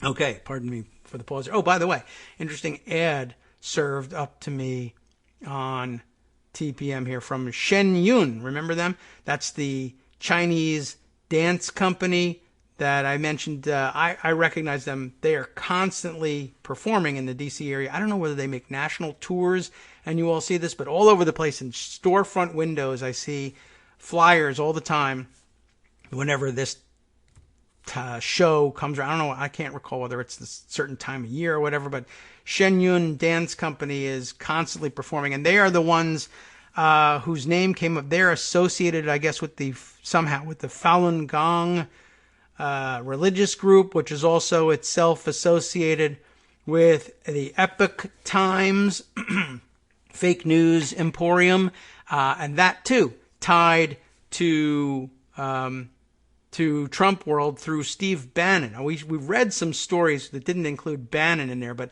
just some strange ties between Falun Gong and the Epoch Times, and also buried in pockets somewhere, and I'll see if I can come up with it. Maybe that is a good transition, is Steve Bannon coming back into the world and tied in there, and that just sort of ties up some loose ends nicely. But first, TPM story, Feds subpoena Fruman's brother as investigation into Giuliani associates heats up. So this is interesting, too, that this is the guy, the brother, who showed up to try to sign Igor's bond guarantee. But imagine that you can see why there's further interviews, right? You show up at the Southern District of New York, where they're lawyers working on the case, and they know all about the fraud and where the money is coming from. And brother shows up and says, I'll guarantee he's not a flight risk. I'll guarantee he shows up for trial. I'll guarantee the $1 million bond. We just subpoenaed you like a week ago, and probably because we believe you're involved in fraud yourself. Well, we're going to let you sign for. Well, I don't know. Why speculate? Let's see what Josh Kovensky had to say to us back on October 25th. Manhattan federal prosecutors have issued a subpoena to the brother of indicted Rudy Giuliani, buddy Igor Fruman, CNN reported. And I love TPM and Netroots related reporters because they don't spend the time that New York Times spend telling us who Rudy Giuliani is, Rudolph W. Giuliani, and what he's been up to for the past 20 years. Specifics on what information federal prosecutors are seeking in the subpoena were not immediately available. I wonder if that's available now. Spokeswoman for the U.S. Attorney for SDNY, not available for comment. Todd Blanche, Fruman's defense attorney. There's the answer. Todd Blanche. Any Blanche jokes you got for me? All right. Fruman's defense attorney also did not reply for request for comment. Fruman arrested with Lev Parnas, October 9th, Dulles Airport, flight to Vienna. You remember all of that stuff. Fill in the blanks yourself. This is not a transcript. Parnas and Fruman had worked with Giuliani as he sought to get political dirt on, alrighty, we're going to do this after all, Ukrainian interference, 2016 elections, Joe Biden, Ukrainian prosecutors, right? President Trump allegedly used Giuliani as a back channel to pressure Ukraine to manufacture political information that would help him in the 2020 elections. That's well summarized. That campaign has led to the first impeachment inquiry of the century. My goodness. I guess that's true. The other one was in the last century. I forget that. Stephen Fruman, not Abe. Stephen, Igor's brother. Is that his actual given name? Did he get away with that? Was he born in the United States after they emigrated? Or is that an anglicized version of his name? I'm curious. Here's for my sons, Stephen and Igor. Really? Right. Dr. Stephen Frankenstein and Igor, his assistant. So Stephen serves as vice president at FD Import and Export, his brother's company, according to securities filings. FD Import and Export. F probably for Fruman. D. Who's the D? Deripaska, fire department important. I wonder whether that's, I'd be curious to know. Stephen Fruman also owns a Woodmere, New York property that his brother Igor marked as the address for federal campaign contributions. Interestingly enough, so Stephen owns it. Igor said he lived there for the purposes of giving away federal campaign contributions, even though he also is known to live in Florida. And that's weird and problematic for him as well. Igor Fruman was indicted in part on charges that he made false statements to the Federal Election Commission, like that he lived in New York, and that he used Parnas as a cutout to evade legal limits on political giving. Assistant U.S. Attorney Rebecca Donaleski characterized the investigation in federal court last week, as ongoing, telling a judge that prosecutors had issued search warrants to multiple premises. Oh, yes, right. That was interesting information. Something I forgot about. CNN reported Friday that the feds blew the door off a safe in the course of the probe. That was what I found especially interesting. They had to blow the door off a safe to execute a search warrant, presumably owned by Fruman or Parnas. It doesn't say which one or where it was, but that's pretty interesting. I would like to have seen that. Separately, Politico reported that the Justice Department's criminal division had become involved in the investigation, which is reportedly examining Giuliani's financial dealings. So, yet another criminal probe being launched, after all. Let's see. Making notes to myself for other things to look at. What were we? There was something in this article that made me say, and I already forgot, what we have to look at here. Igor, the brother. Gosh, I've already lost track of that one. Okay. All right. Well, oh yeah, right. There's also the Shen Yun thing that we wanted to do.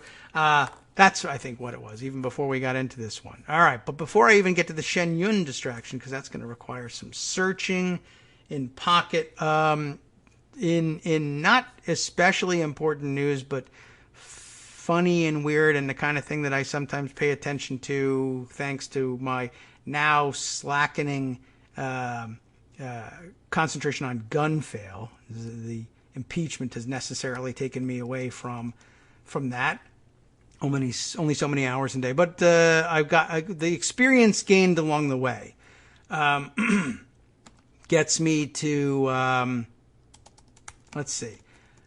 I wanted to bring you the news that I saw tweeted the other day. I think Scout Finch, Jen Hayden, had tweeted out the news. How can I find this one? But had tweeted out the news of a stupid incident in Iowa. And I know that's hard to believe, that there would be a stupid incident in Iowa. I don't know, where is it? I think I archived it. I actually put it in Pocket and archived it the other day. The tragic death at yet another exploding gender reveal party.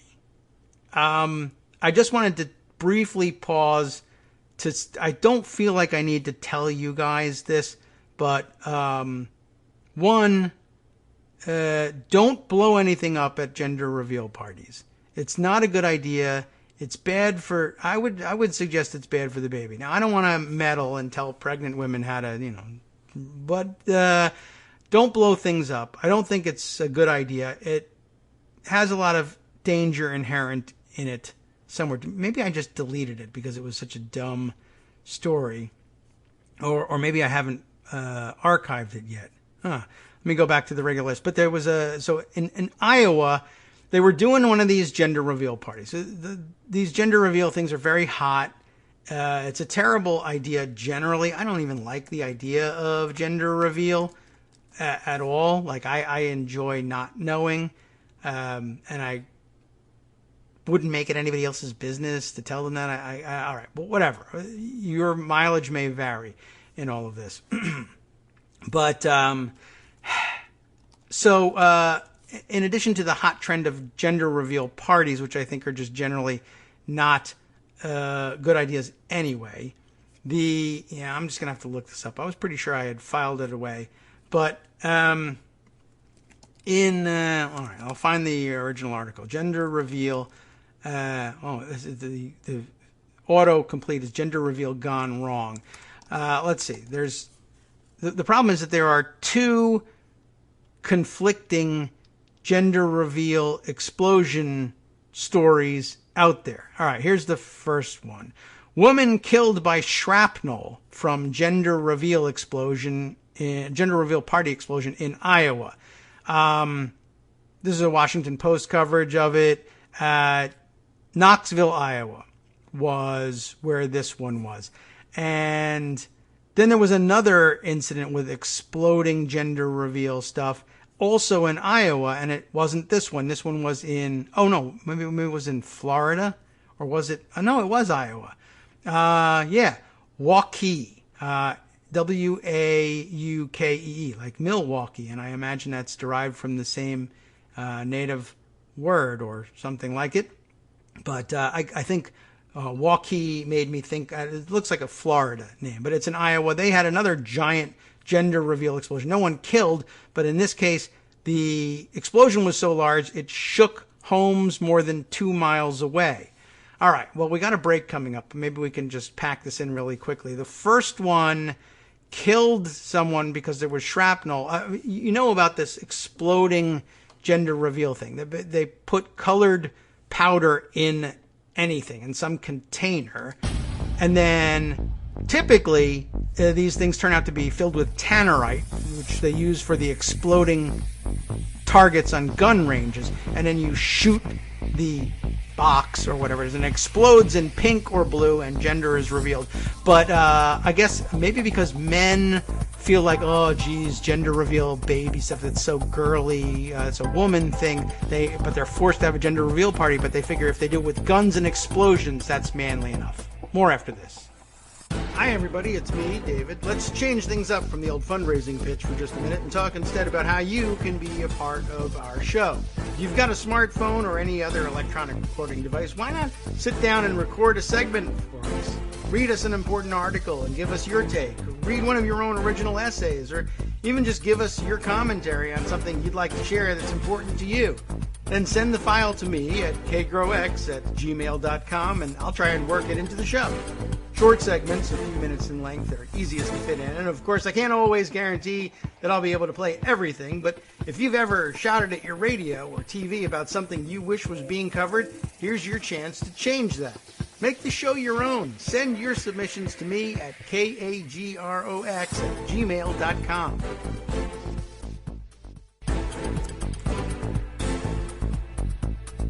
Welcome back now to the Kagro in the Morning Show here on Netroots Radio, just broadcasting from across the room here, and commenting via Twitter on Bobble Speaks comment here. It would be very American for the Electoral College to do a president reveal complete with gunfire and explosions. I think they should adapt the exploding gender reveal party concept to the Electoral College. If we're going to keep this useless relic around, the useless relic of the Electoral College, they might as well make it dangerous and stupid and excessive in some way so that we're all interested in it and we can draw attention to it. You can actually watch Electoral College convocations cast their votes on the C-SPAN channels, but nobody watches this stuff. But if it had explosions, possibility of death, bright colors, etc., perhaps people would pay attention to it and realize this is dumb. We should get rid of this thing. It doesn't make any sense, and it doesn't even fulfill the function it was supposed to fulfill. All right, but back to the story that I have to prompt myself to move quicker, although I really want to spend some time yelling at dumb things, or dumb people, I suppose, but I should limit myself to dumb things. The people may be fine Americans. I think they're making big mistakes on a number of subjects. But, okay, first, the first story from Knoxville. I don't know if we really have to read the whole story, whether it's a good dramatic retelling of it, but all right.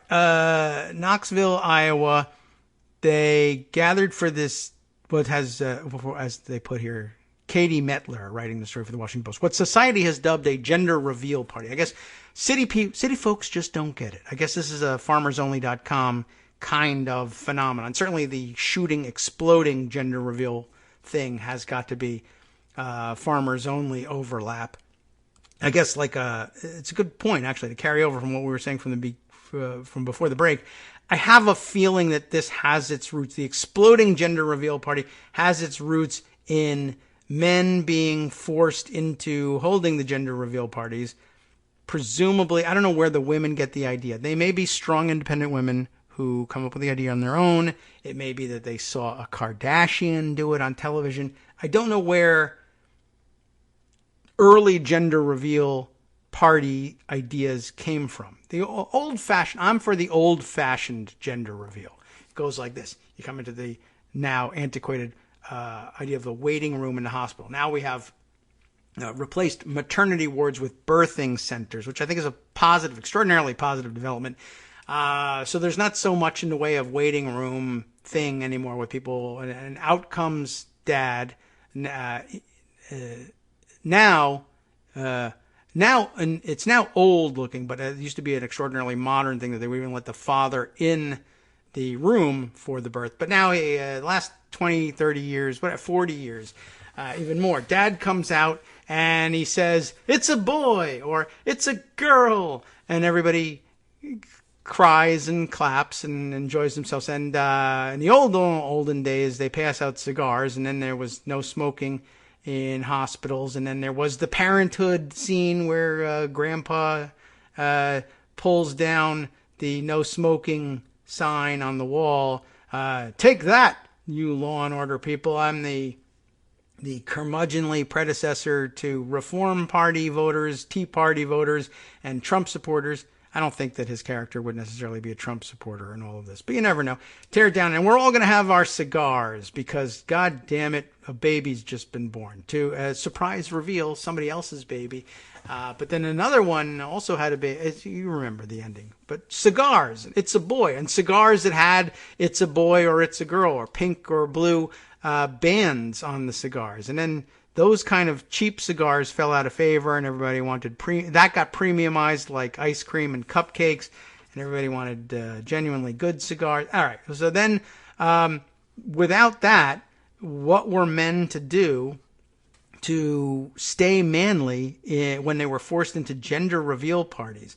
Because the first round of gender reveal parties was, very difficult to get along with as a manly man. Releasing pink or blue balloons.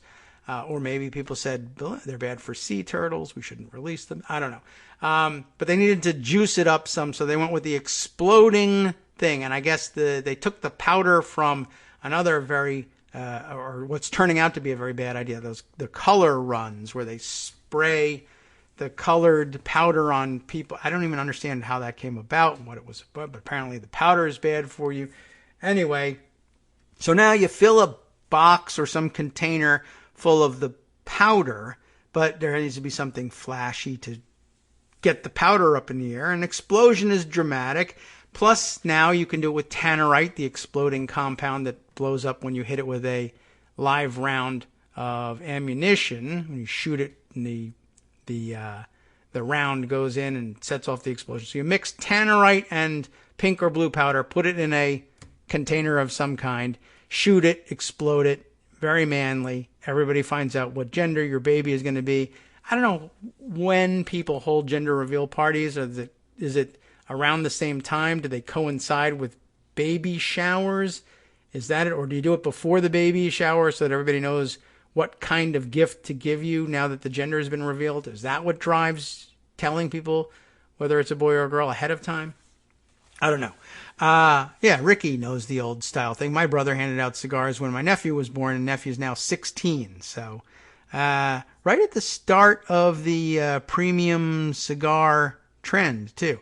Did they have the pink or blue bands on them, or "it's a boy," "it's a girl," or it was just the cigars were just celebratory in their own right? I don't know. Anyway, so here's the deal. The one in Knoxville killed somebody. In fact, I think it killed the grandmother, or I think she was already a grandmother, but she would be a grandmother again at the announcement of the birth of this baby whose gender was being revealed. But now maybe she knew before it happened. But anyway, the reveal, as they report here in the Post, which involved a homemade explosive device, went horribly wrong, shooting metal shrapnel toward the family standing 45 feet away. I mean, they're far away.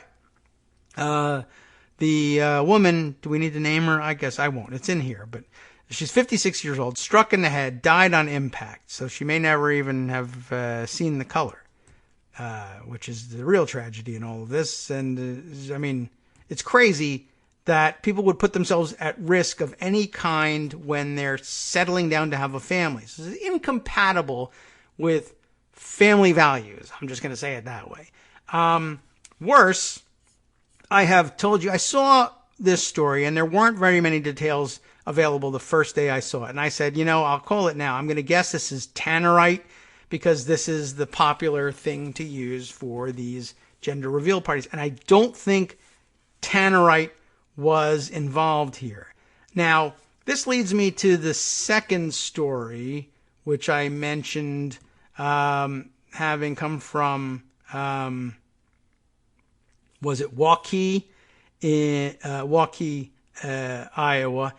This one didn't kill anyone. We merely learned that they used so much explosive that houses more than 2 miles away shook from the explosion. And we've heard these stories before too. Greg has told us about tannerite use for exploding targets in his neck of the woods and how it shakes the windows on houses, and people complain about it. And we've had tannerite stories on the show. There was, I think, a video of a guy who, people pull all kinds of stupid stunts with it, and they use too much tannerite. The tannerite company tells you how much you should be using, and people think it's so cool that they just use entire boxes of tannerite and are just setting off enormous explosions that everybody can hear from miles around. They're blowing up things that shouldn't be blown up. We saw a video of a guy who packed a riding lawnmower that he was junking with tannerite and set it on drive and stood down a dirt path and shot at it like action movie style. He was going to make the thing blow up before it reached him. But, it was moving towards him. But bad idea for exploding targets. And I think he got killed or he lost his leg. I mean, he blew up a lawnmower. There's a huge blade in it. Very stupid things are happening out there. We can pause for this comment here. Stephanie tells us that she's got her Halloween name on too. Stephanie Helms, but it's all now Helms, get it? Tweeting as Sidra, Sidhra. I like it, Helms. I envy people who have good Halloween names. I don't have one, and I never have had a good variant. So kudos to you for that one. But it's a small point. But my gender revealed itself to me when I was about 3.5. Unfortunately, it did not match the one assigned at birth. It took years to sort that out. Okay, so another reason why you don't want to go down the gender reveal path, too, right? That's it. What you can say is, on behalf of the as yet unborn infant, did you just assume my gender? Right, that's the problem. Now, I guess there's medical evidence of gender, but even that can be... All right, well, I didn't intend to enter into that discussion, but, well, all things are political. The personal is political, and we know that as well as anybody here. Ricky, following up here, by the way, the regular cigars that they use. He and a couple friends went outside the hospital. That's smart. Oh, really? Oh, I guess not. It's actually illegal to do on PEI. Illegal to smoke on government property. Well, what if you're a First Nation tribal member and you want to smoke ritually? Well, see, you never know where these discussions are going to lead you. Okay. Anyway, the Waukee version actually used tannerite. The explosion occurred one day after the deadly gender reveal incident in Knoxville that killed this 56-year-old woman. I don't know whether they had heard the news or not, and I don't know how close Waukee and Knoxville are. Maybe they're on opposite ends, but news travels fast these days, internet and all that. So I wonder whether they heard that and said, idiots, they don't know how to do it. We do. Or did it not reach them? Or did they say, gee, should we reconsider? And dad, or maybe mom, who knows? I'm assuming stupid gender roles and all this too. Mom says to dad, what are you, some kind of marshmallow? You want to deal with doves? I say blow the goddamn thing up. But they used tannerite. Now, here's where things got really interesting. I'm glad they used tannerite in a way. I don't know what order do we put this in. Here's what we'll do. We'll switch back to Knoxville. The problem, as it turns out, with Knoxville is they decided to make their own homemade thing. All right, I'm switching the order again. They used their own homemade device. Well, of course they use homemade devices because where else you buy the tannerite and you put it in the thing you want to blow up, right? No, not so. Because here's an amazing comment on the modern market in America. Tannerite has their own stuff. You can buy according to the story about the Waukee explosion, the fire department there said that the property owner used a Tannerite gender reveal boombox kit. It's a kit that you can buy from Tannerite. We should look it up. Let me see. I'm going to Google it right now. Tannerite boombox gender reveal. There it is. It's like a real thing with color blaze. $99. Tannerite gender reveal boombox with color blaze. Right on the Tannerite.com website. Please include your event date on the order notes. They make it for you special so that they make sure that they get it to you in time. Please include your event date. It's full-blown business line here. Include your event date on the order notes or call us at, do you want the number? Should I tell them? Or you're not going to call, right? Who cares? To ensure timely delivery. Please note, the boombox gender reveal contains cornstarch, which may light on fire due to friction. I mean, it's exploding, so I don't know if it's a big problem. Please, it says, be very careful to place your target in a location that does not have anything flammable nearby that could catch fire, such as California, I think is what they should say. But they say as dry brush or grass, which, of course, is all over the place in California and elsewhere.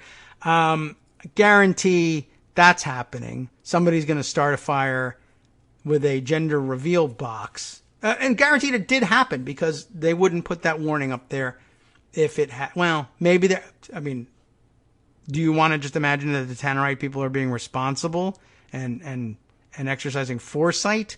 Or do you think their lawyers told them you got to put that there because we burned down a section of, Utah with one of these things?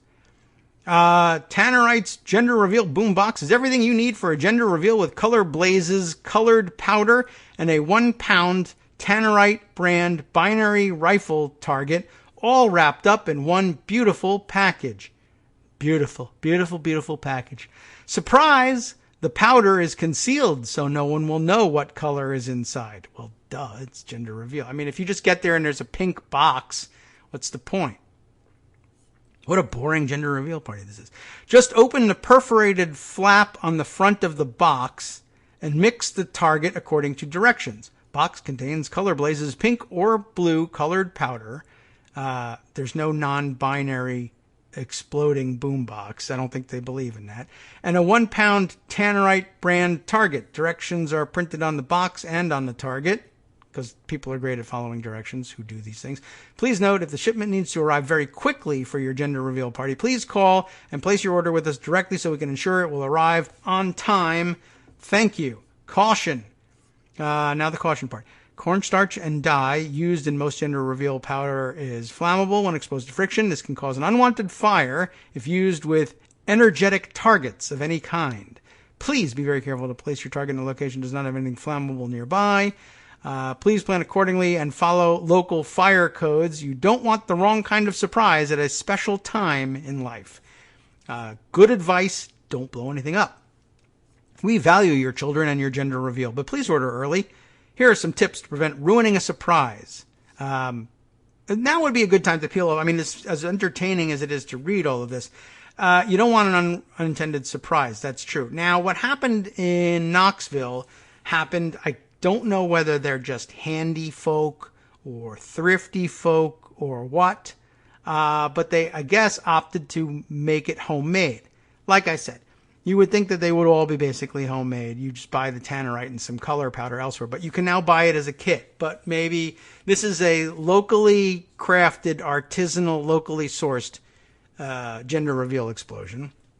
And the problem is, we make fun of people who are like, well, maybe they won't follow directions. They're going to put it in a place where there's flammable material, not knowing about the cornstarch, or not knowing that exploding things set things on fire. We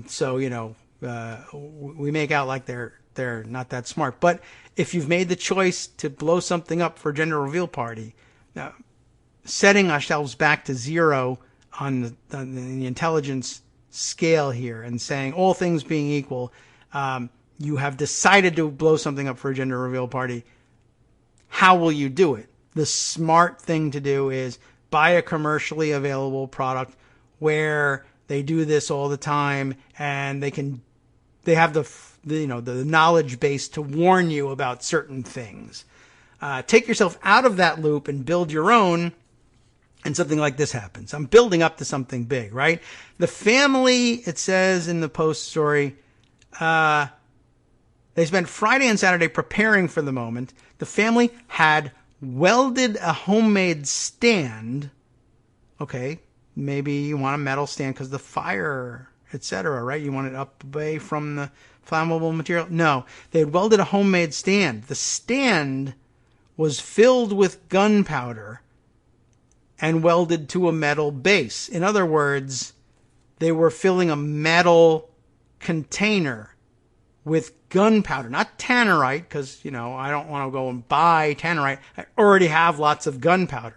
Super safe family. They just happen to have a lot of gunpowder. They drilled a hole. They weren't going to shoot this thing. This is how they did. They drilled a hole for a fuse. They were going to light and blow up their gender reveal mechanism. Drilled a hole for a fuse, placed a piece of wood on top of the metal stand for flammability. Colored powder was then layered on top of the wood. Can I figure this out physically? Welded a homemade stand filled with gunpowder to a metal base. Drilled a hole for a fuse, placed a piece of wood on top of the metal stand. Colored powder layered on top of the wood. So, of course, everybody can see the colored powder, but presumably they're standing, we know they're 45 feet back. Colored powder on top of a piece of, like plywood laid on top of the box. I have no idea. Here's the thing. Then they put tape on top of the entire assembly. And so think about what they've done here. They've taken a welded metal vessel, filled it with gunpowder, and then put a fuse to it. Oh, and then some colored powder on a piece of wood on top, plus some tape. As the Washington Post puts it here, this inadvertently created a pipe bomb. Yes, if you take a piece of metal tubing and stuff it full of gunpowder and then put colored gender reveal powder on top and then light it with a fuse from the bottom, it doesn't just amusingly poof shoot out the tube from the top. If you light enough gunpowder, it needs to be the right mix, the right amount. That can work like a mortar or like a fireworks launcher, right? I mean, it can work if you know what you're doing. But if you pack it full of gunpowder, that's just a pipe bomb. Hell of a gender reveal. So, look, man, I don't know what to tell you. That was a huge mistake. And maybe the smarter thing to do is to go with the tannerite boombox. I am amazed at both the fact that exists and that people do this thing, and that if you're going to make the very dangerous decision to blow something up, that they don't go with a commercial product. But they're trying to be artisanal. I don't know. Little note at the bottom here. Attention, some counties in the state of California may require an explosive or destructive device permit for use of binary rifle targets. I forgot that they used that term for the rifle targets. So, like I said, there's no non-binary anything about this. The purchaser of a Tannerite brand binary rifle target kit should inquire with the local county sheriff's department about the need for a permit prior to use. Good luck with that. And Ricky, news for you. Attention, because you guys are smart. We cannot ship to Canada unless you have an explosive importation permit from Canada Natural Resources. I would suggest, by the way, if you seek an explosive importation permit from anybody in Canada, expect arrest. Quite honestly, I don't see how you could do this safely. Anyway, by the way, gender reveal in Canada, as I understand it, is you just simply go around apologizing to everybody and then telling them what the gender is. So you're very polite and very worried about how people feel up there. I appreciate it. I wish we were more like that. I don't mean to demean. I mean, I'm jealous that we don't have that here in the United States. I'm serious. Okay. That really wasn't where I anticipated spending my time, though. We've got just a few minutes here left. Can I find... I said I was going to go Shen Yun and Bannon on you with this one. Let me see if I can find that quickly. And if not, well, the good news is I need very shortly to record the rest of my show for tomorrow. So I'll satisfy my own itch to tell you about Bannon regardless. You may have to wait just a little while longer to find out what the hell I'm talking about. And I guess so, because, there it is. Got it. They said they didn't have it, but there it is. Bannon teams up with Chinese group that thinks Trump will bring on end times. This is a Daily Beast article, and hopefully a pretty short one, by Will Sommer that, yes, get rid of the pop-ups, published this month, still, October 19th. Was when this one came up. After trying to launch his own cryptocurrency, if you were wondering what he was up to, and failing to turn an Italian monastery into a training camp for Europe's far right. By the way, those of you who believe that far right and their Nazis are in fact terrorists, domestic or otherwise, think about what that was just said here, that Steve Bannon just spent time abroad trying to open a terrorist training camp. But of course, he would say it's intellectual warfare, but not when they're punching you or blowing things up or sending bombs to CNN. But okay, a training camp for Europe's far right. Former Trump advisor Steve Bannon has a new plan, teaming up with a Chinese spiritual movement that reportedly believes Trump will bring about Judgment Day. That's interesting because the American spiritual movement thinks that too. On Saturday night, whenever that was, viewers of the rabidly pro-Trump cable news channel One America News Network. Greg mentioned that the other day. I expressed more surprise in that than is warranted until you hear tomorrow's show, at which point this will make sense to you. OANN will witness the premiere of Bannon's latest effort, a ripped from the headlines political thriller modeled after the real-life legal battle that ensued following the arrest of an executive for Chinese tech company. Oh, yeah. Well, how do we decide to pronounce? Huawei in Canada. Damn, I knew the pronunciation of that at one point. Bannon didn't exact for subtlety. What? Didn't exact for subtlety as the executive producer of the film Claws of the Red Dragon. Wow, that is a dramatic title. Chinese communist officials in the movie meet in shadowy rooms to discuss the utmost importance of their secret plan, while an intrepid reporter investigating Huawei stand in Huajing. That's what they call the Huawei. The fake company in the movie is called Huajing. Finds a dead cat left on her car in warning. Okay. In a Bannonian touch at the end, you like that word? Viewers are left with an Edmund Burke quote, warning that evil triumphs when good men do nothing. I don't think you understand how many people believe that's true and why. But okay. The message is obvious, apparently, to those weirdos. Chinese executives and officials are intent on undermining other countries, and Western institutions have been too cowardly or greedy to stand up to them. Note to Steve, Russian executives and officials are doing the same thing, and you have facilitated it. But whatever. Self-awareness, maybe not your thing. What will be less clear to OANN's viewers is that the movie's funder, digital video company New Tang Dynasty, is closely tied to a spiritual movement that reportedly believes Donald Trump, Bannon's former boss, will help usher in the end times. I believe that. By the way, just heard news during the show that North Korea has launched what they're calling in the newspapers unidentified projectiles out over their neighbors once again. So maybe they're right here. The group's members apparently now see Trump's presidency and Chinese trade war as a fateful moment. In August, NBC News reported on the company's attempts through its newspaper, the Epoch Times, to promote Trump through huge Facebook ad buys. Can't do it on Twitter anymore. And increased links to pro-Trump officials in conservative media. But Falun Gong practitioners also see Trump as more than just a convenient political ally. He's a terrible political ally.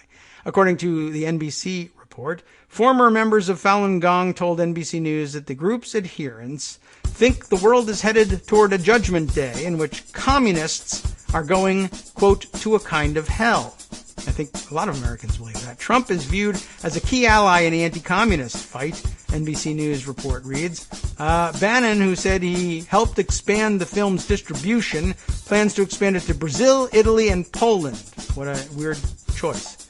Bannon wasn't, it's not, it's purposeful. Bannon wasn't concerned about his new allies' reportedly apocalyptic views of Trump. If they think Donald Trump is something special, then they think Donald Trump is something special, he said. It's kind of like some of the deplorables, right? No. Teaming up with the Epoch Times may be unusual, but it makes sense for Bannon, who has repeatedly railed against Chinese trade practices and economic influence. The film is light on references to the Epoch Times and appears to contain no references to Falun Gong, aside from a throwaway line about harsh treatment doled out to some Chinese citizens. I think we can probably end it there. I'll let you know if anything else in that article pops up as highly unusual. But just wanted to make that connection for you, and I don't know whether that already aired and to no effect or what, but there it is. Time now, though, to stay tuned for Justice Putnam and West Coast Cookbook and Speakeasy. What's he got for you? Let's see. Stephen Miller is the force behind the record number of migrant refugee children separated from their parents and held in for-profit detention centers at the From border. Daily Kos Radio, maybe that's not news, on but it deserves to be said. networksradio.com. You have been listening to the Kagro in the Morning Show. With David Waldman. Ah, yes. Ricky telling me it's Huawei. Yeah, I did know that, too, and I forgot all about it. I blanked. But that's not what Justice is going to be telling you about. I can promise you more things about the California fires, maybe set by gender reveal parties, I don't know. And some Chinese mobsters and money laundering schemes making an appearance as well. Stay tuned.